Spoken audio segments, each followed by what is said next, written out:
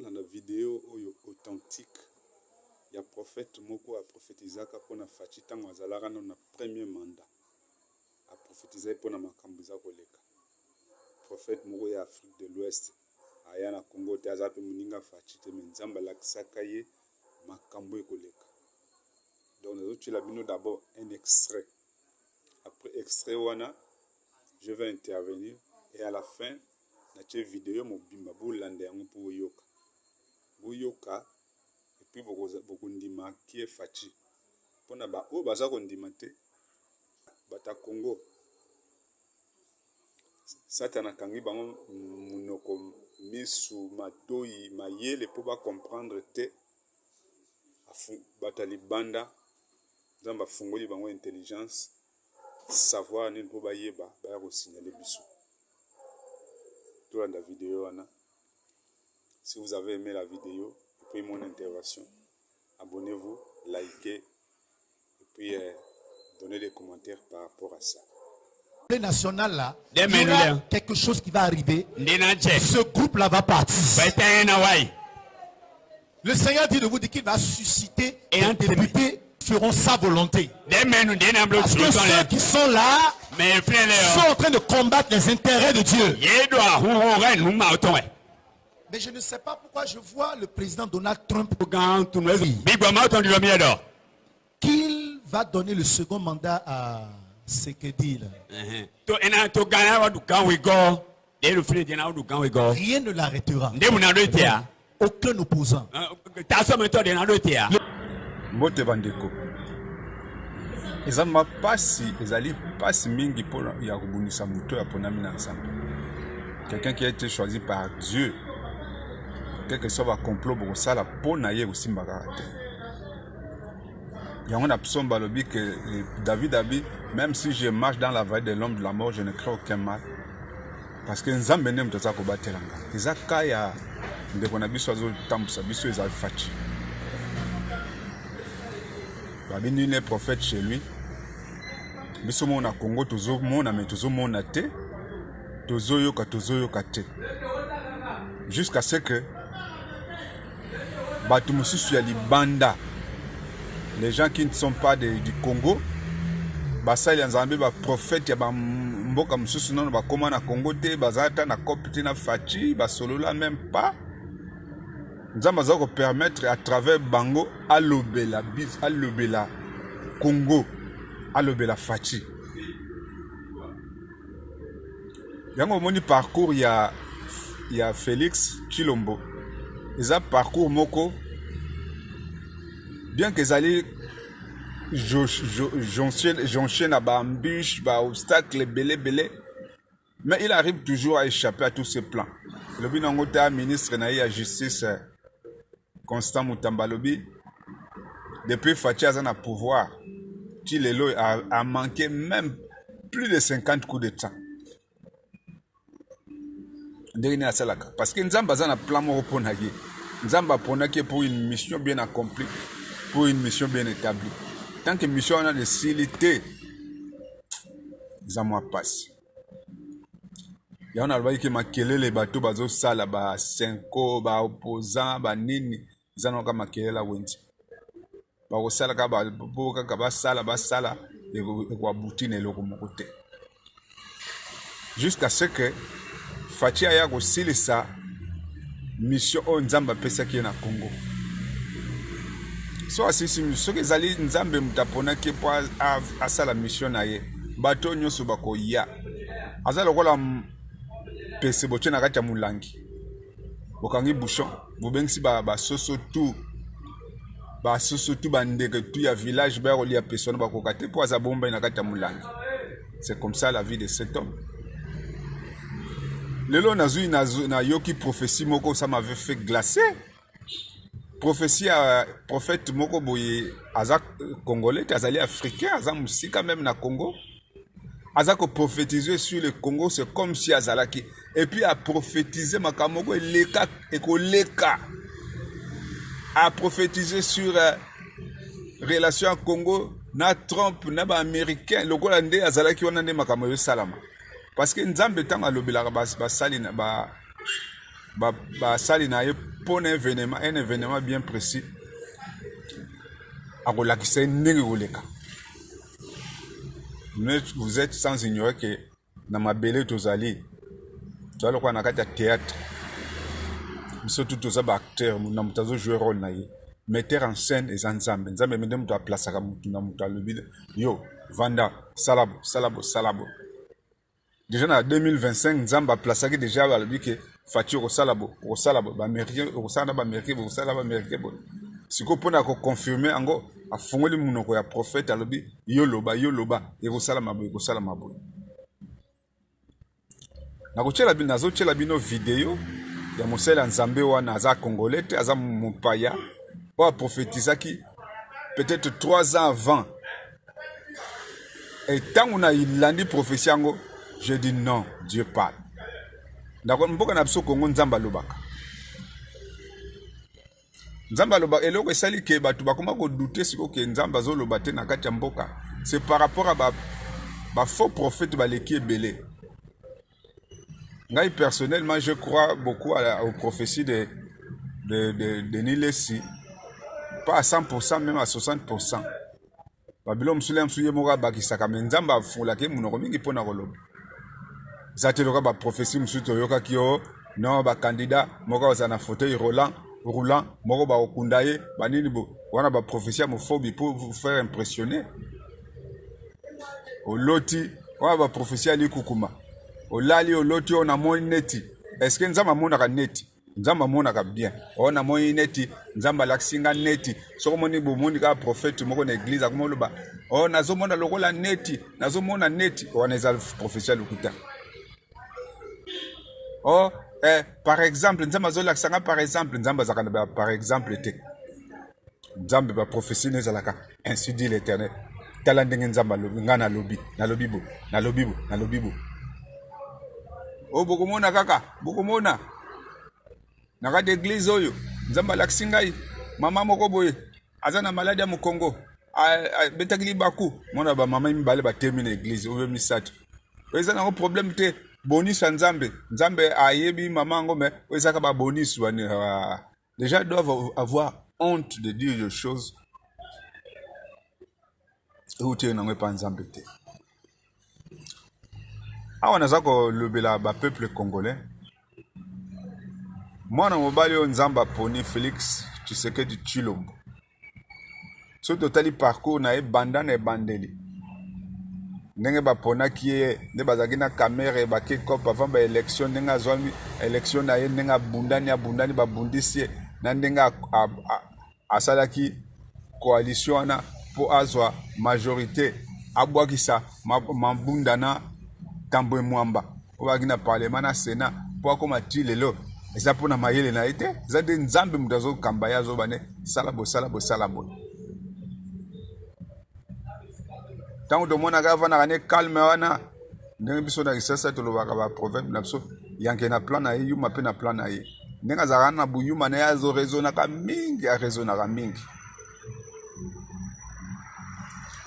na o se rappeler que tango ba roi ba Rwanda bandaki guerre bandaki ye makasi batu kaka non fachi kaka apesa ka modo de guerre banda apesa ka modo de guerre banda nzamba yebisi kosala opesa modo de guerre banda ve ba soda ni ba ya majorité ba soda bozana ba nguna baza ba figurant bazolia mbongo na se ba kusundola yo à maîtriser le temps a donné raison. En fait, allié à Fachi, son allié c'est le temps. Atika ka temps et ça là. C'est-à-dire ça mutu moko so yele lelo yo pese kopo bi président na mona ki boina boire so problème zate atiki temps pour temps et pese conseil temps et confirmé. Azaba Jean va présenter du tikotak. Omoni Kabila akangaka ne munoko akanga muno utanga fungoli kaka afungoli na ndenga mabe baf ndenge bangala babaka so segina sali segina musomba osimba nye tak ayeko simba nye ba conseiller na ye yazalaka président na kati ya Congo pendant longtemps ayibiki na Goma kuna ba rebelle de bazali yazo kene na Goma ozoke na gon place ba rebelle bazali donc soko zali normalement pona mboka pona l'état ba rebelle on faut ba kanga yo ba salo mabe mais lokola ba rebelle ba kangi yo bino moko vraiment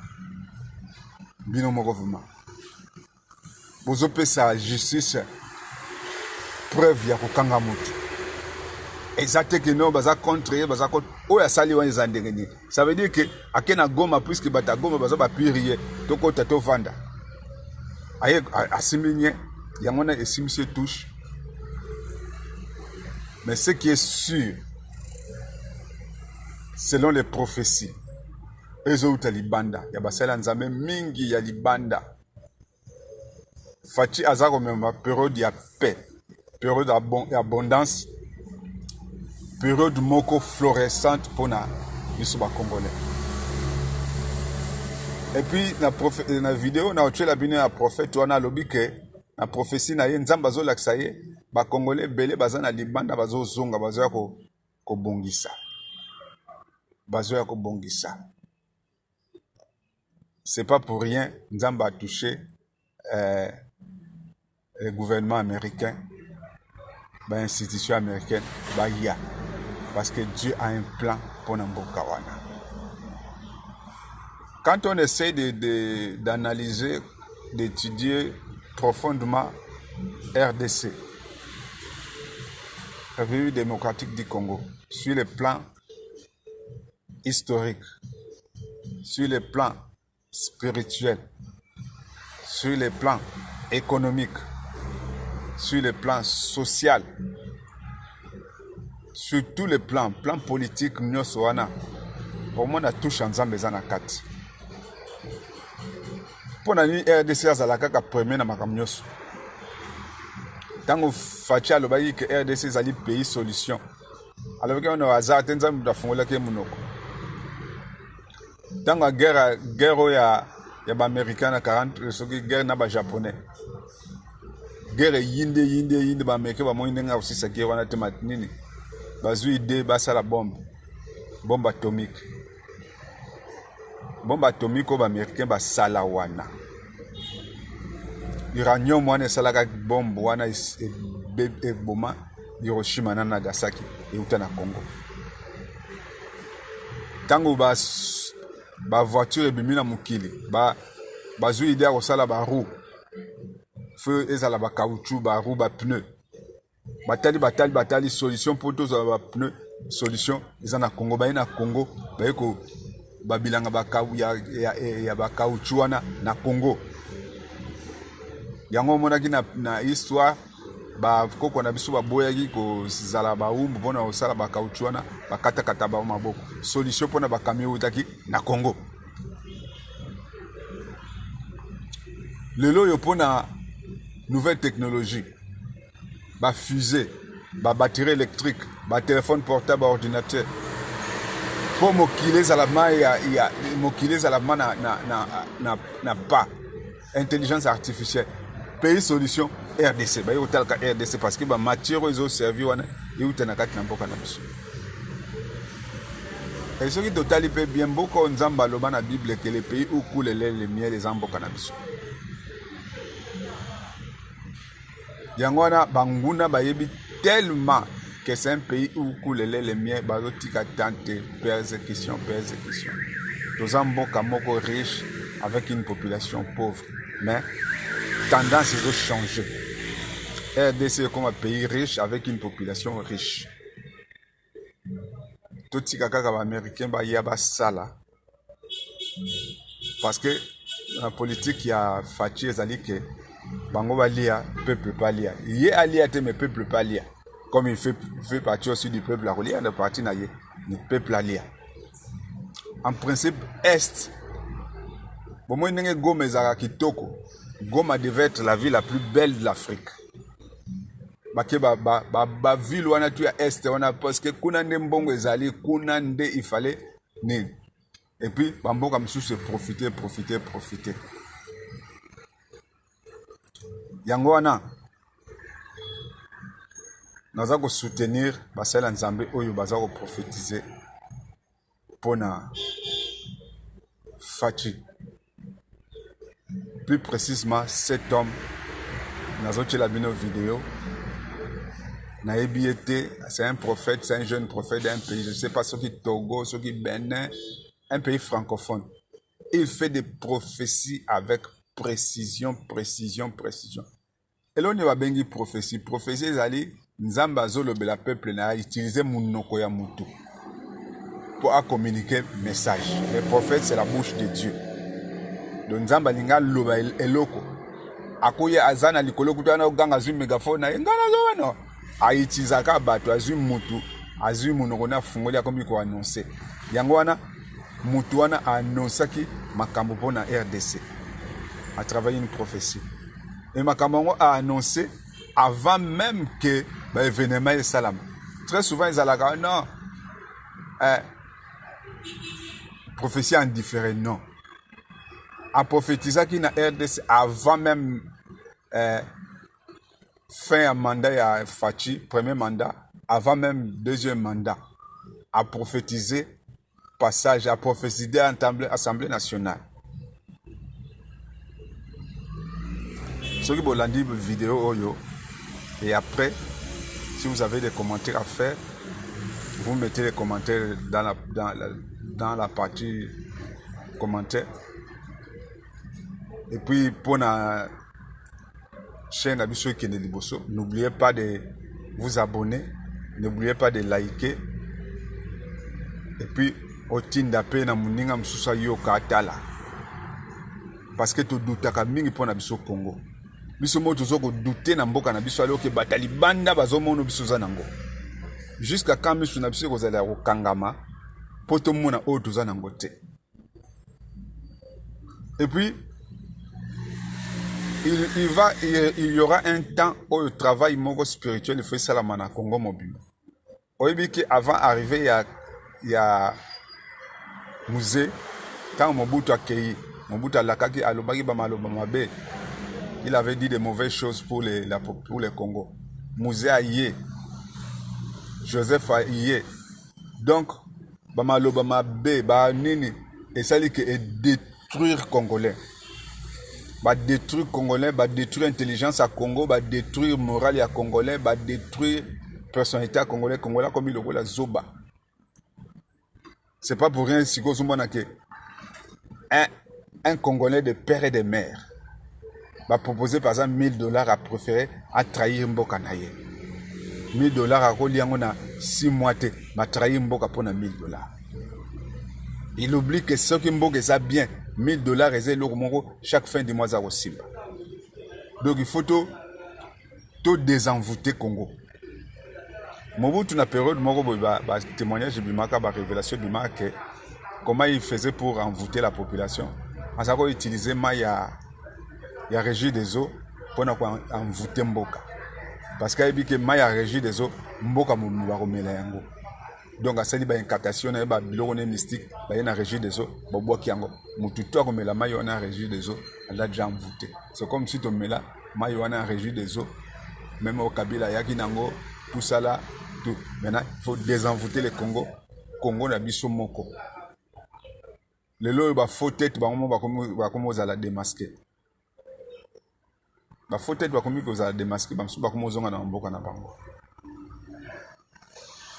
merci pour la vidéo. N'oubliez pas de liker, n'oubliez pas d'aimer la vidéo, abonnez-vous et puis tout ça la partage.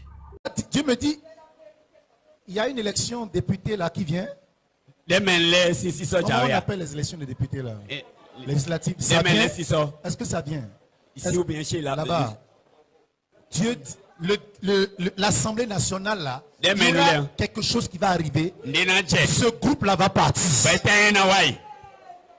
Le Seigneur dit de vous dire qu'il va susciter des députés qui feront sa volonté. Parce que ceux qui sont là sont en train de combattre les intérêts de Dieu. Mais je ne sais pas pourquoi je vois le président Donald Trump au Congo.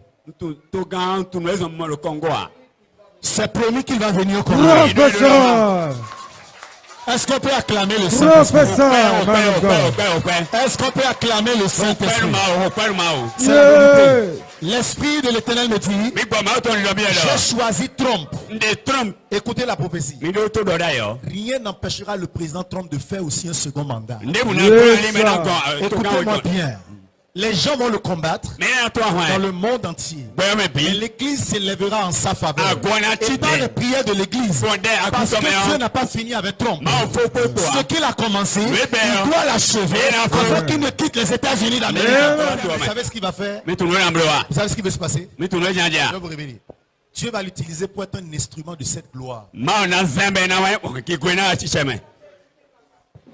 Il y a des choses qu'il va traiter avec le président. C'est les choses de Dieu.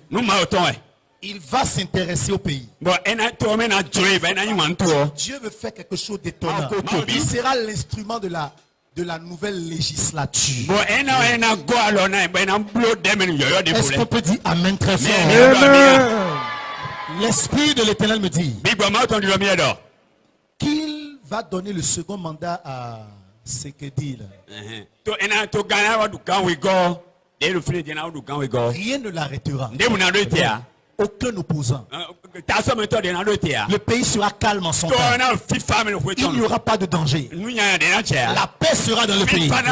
La bénédiction sera dans le pays. Beaucoup de Congolais à l'extérieur vont regarder le pays.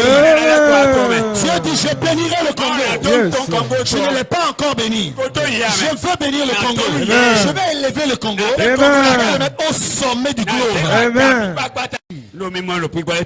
Dieu dit, mon serviteur Trump sera un instrument pour ce que je veux faire. Je ne l'amène pas en l'air. Je lui ai donné un rêve. Je lui ai montré le Congo.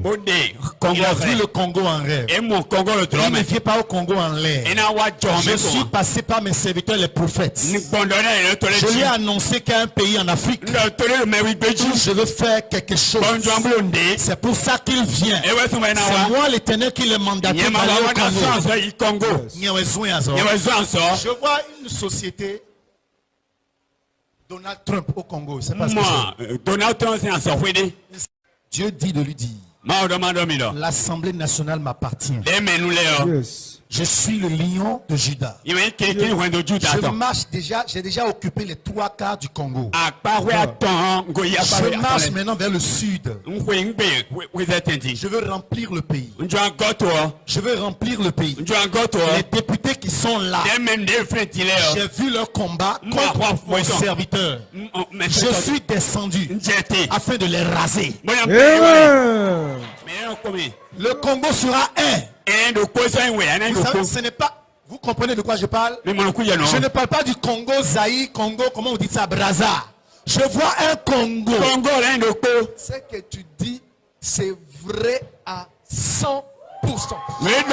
Parce que le Congo est en train de prendre tous les pays de l'Afrique centrale pour mettre Dieu au-dessus des pays. C'est vrai. Est-ce que quelqu'un peut acclamer le Seigneur? Maman, écoutez-moi. Ce qui va arriver, ça va être étonnant. Dieu veut choisir des députés chrétiens. Il y a beaucoup de chrétiens parmi les Congolais qui sont des cadres. Le Seigneur a vu leur cœur. Il a entendu leurs prières. Dieu m'envoie leur dire très bientôt, je vais former un gouvernement avec des députés chrétiens. Les décisions ne seront plus signées par Satan, mais c'est les chrétiens qui vont décider. Il y a beaucoup de cadres en Europe que Dieu veut ramener au pays. Écoutez-moi maintenant. Vous voyez, entre-temps, les Ghanéens étaient à l'extérieur. Ils travaillaient à l'extérieur. Très bientôt, vous allez voir très rarement les Congolais dans d'autres pays. Parce que leur pays produira tout. Cite le football congolais. Je le rendrai puissant. Je vois les footballeurs congolais une nouvelle génération qui vont sortir la tête de nulle part. Ils vont se retrouver en Coupe du Monde. Amen. Ils vont aller en quart de finale. L'Esprit de l'Éternel dit de vous dire, mes regards sont portés sur la nation congolaise. Je vais faire quelque chose d'inouï et de spectaculaire. My God. Il dit de vous dire, le port du Congo sera une richesse. Amen. Le port du Congo sera une richesse. Amen. Donc binomo boito landa ezali prophétie et witi teke bokolo ba pasteur ceux qui ba ebi fachi misusu ba yeso o ezali prophétie et witi.